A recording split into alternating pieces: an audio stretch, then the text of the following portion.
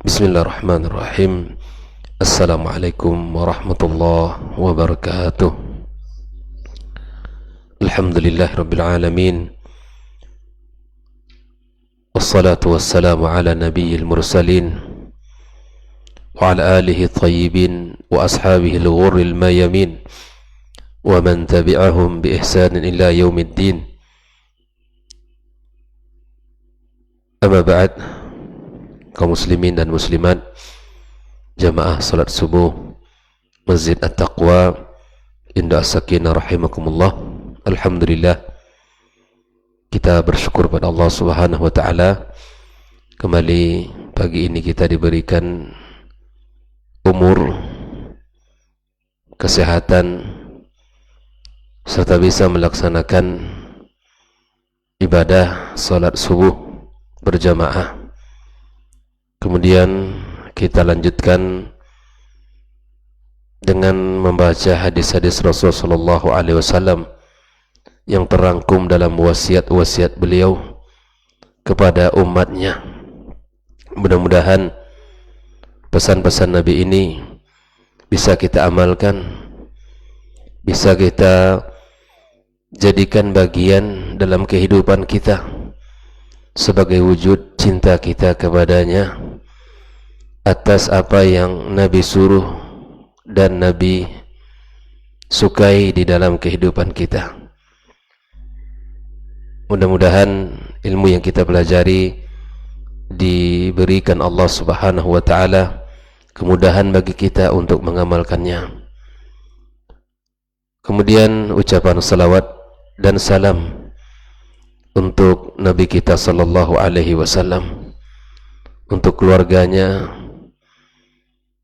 anak dan keturunannya, para sahabat-sahabat yang telah berjuang bersamanya, yang telah mengorbankan harta dan jiwanya, serta kepada seluruh kaum muslim dan muslimat yang senantiasa berada di atas sunnahnya sampai hari kiamat kelak.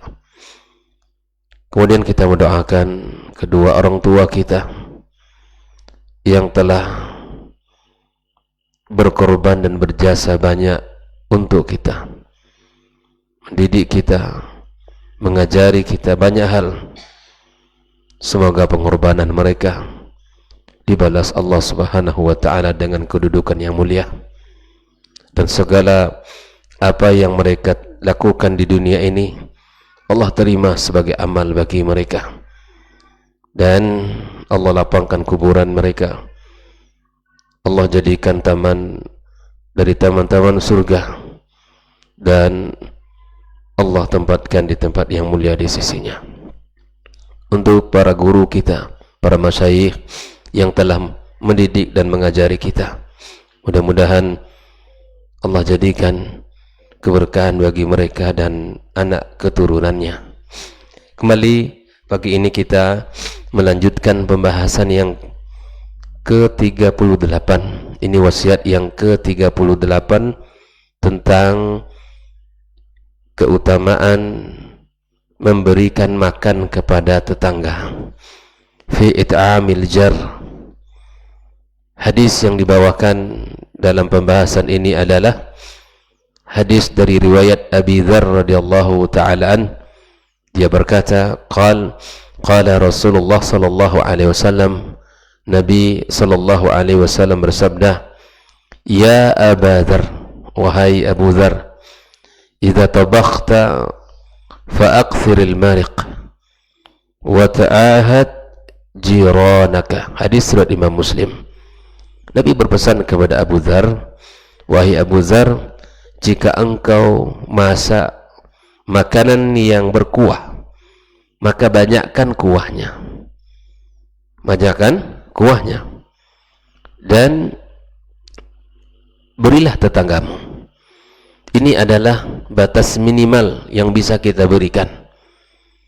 Artinya ketika kita masak dari masakan yang itu mengandung kuah, apapun namanya, kan banyak masakan mengandung kuah, gulai, apa lagi, sup dan sebagainya. Banyak makanan yang di kita ini mengandung kuah. Maka Nabi berpesan di saat masak seperti itu, banyakkan, artinya lebihkan, sehingga kita bisa berbagi dengan tetangga kita.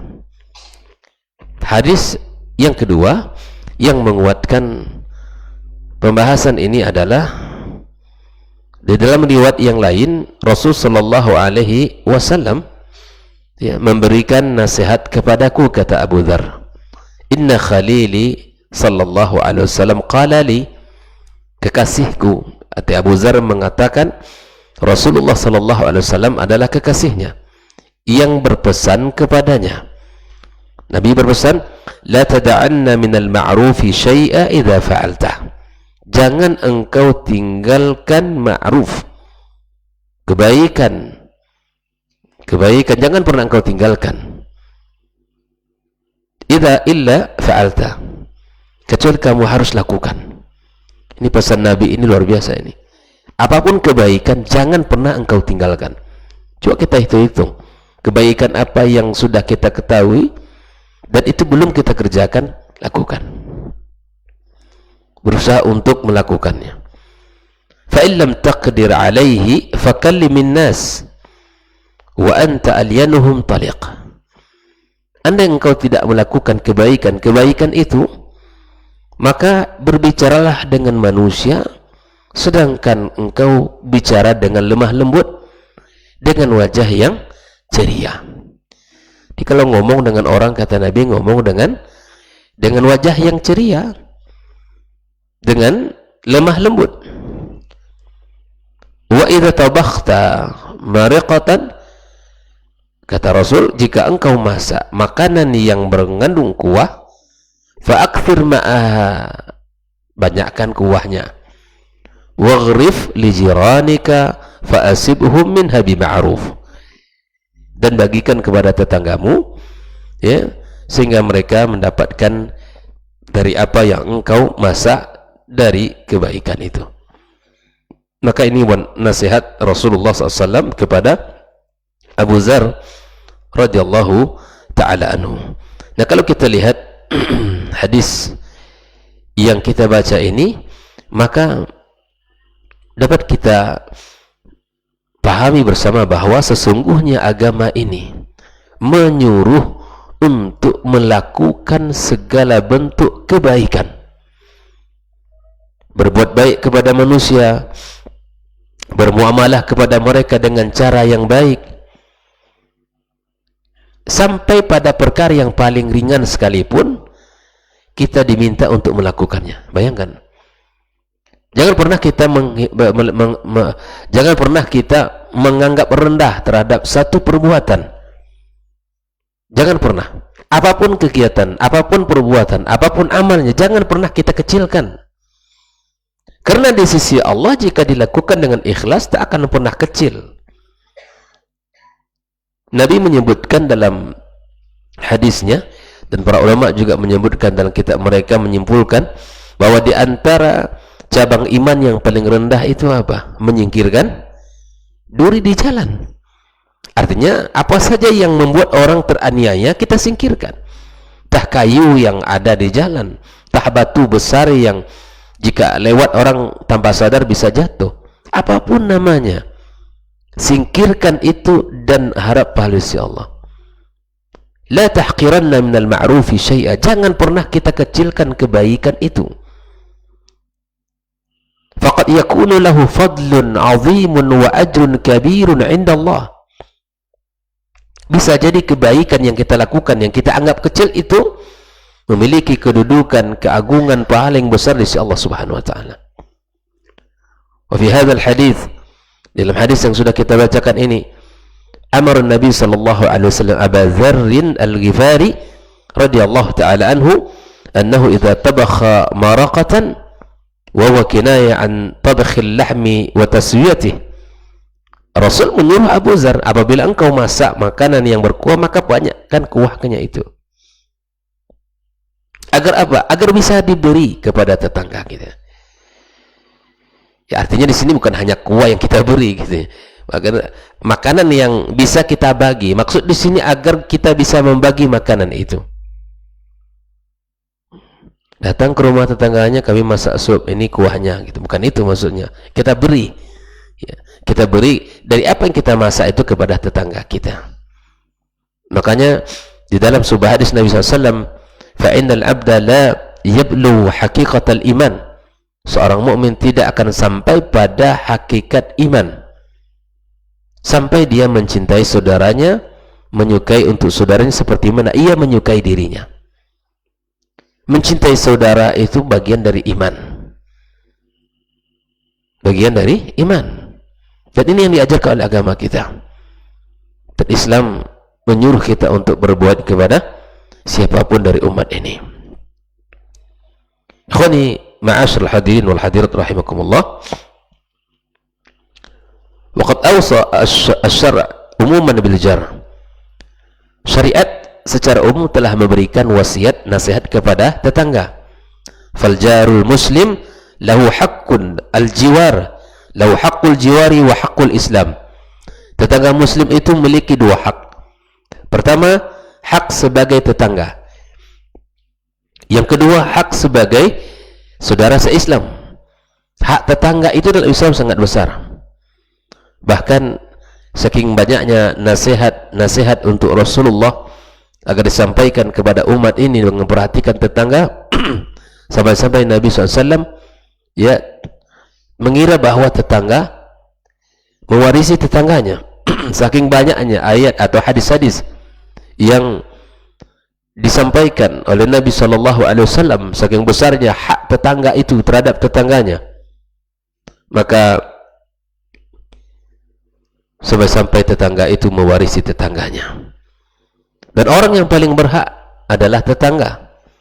Orang yang paling berhak adalah tetangganya. Dan orang yang paling berhak, tetangga yang paling dekat dengan pintu rumahnya.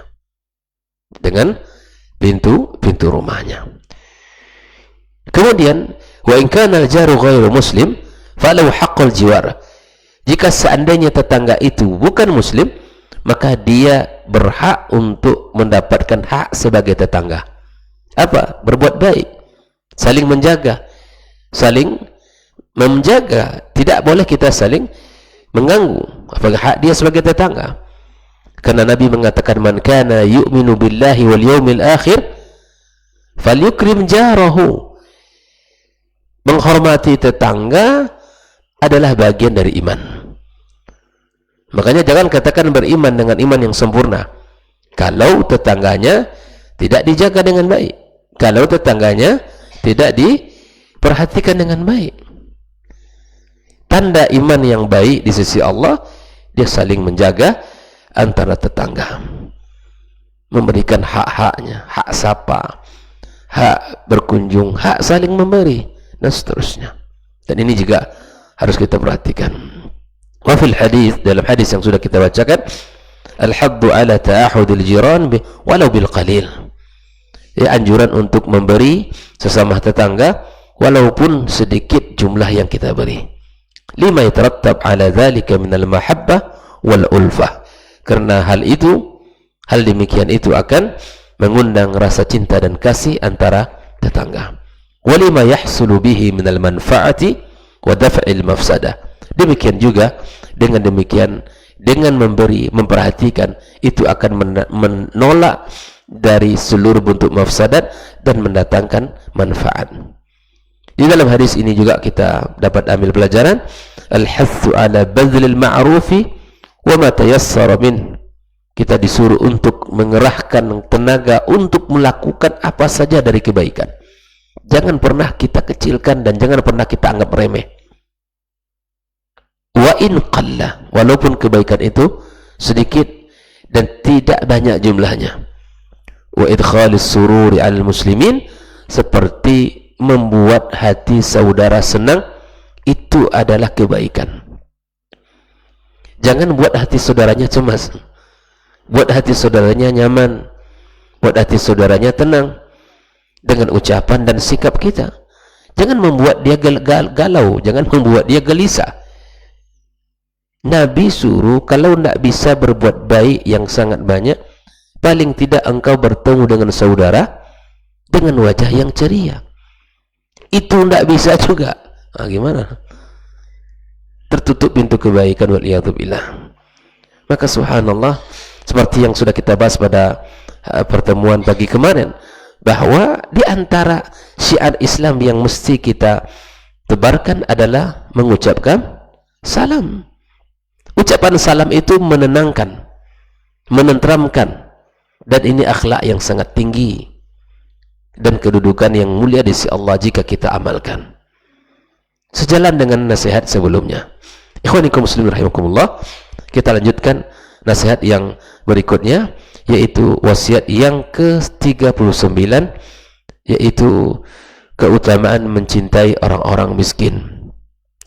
Dalam hadis ini masih dari sahabat Abu Dzar radhiyallahu taala anhu, qala awsani khalili Muhammad sallallahu alaihi wasallam bisab'in. Kekasihku Rasulullah sallallahu alaihi wasallam mewasiatkan aku dengan 7 perkara. Yang pertama, an anzura ila man huwa asfala minni wa la anzur ila man huwa fawqi. Agar aku melihat kepada orang yang lebih rendah daripadaku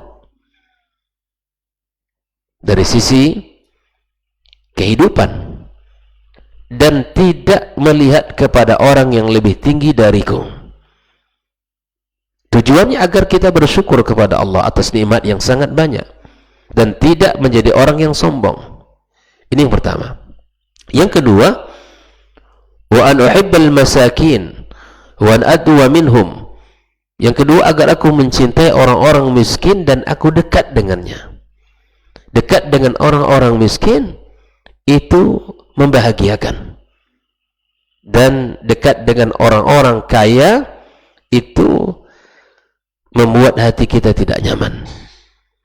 Terkadang kita diukur sama dia, mentang-mentang dia memiliki lebih dari kita, maka kita akan dijadikan barangkali hal-hal yang membuat hati kita tidak nyaman.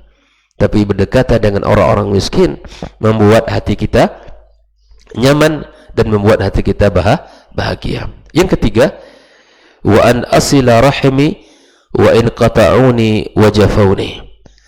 Agar aku menyambung silaturahim dengan karib kerabatku meskipun mereka memutuskannya dan bersikap kasar kepadaku. Yang keempat, wa an aqulul haqqa wa in kana murran.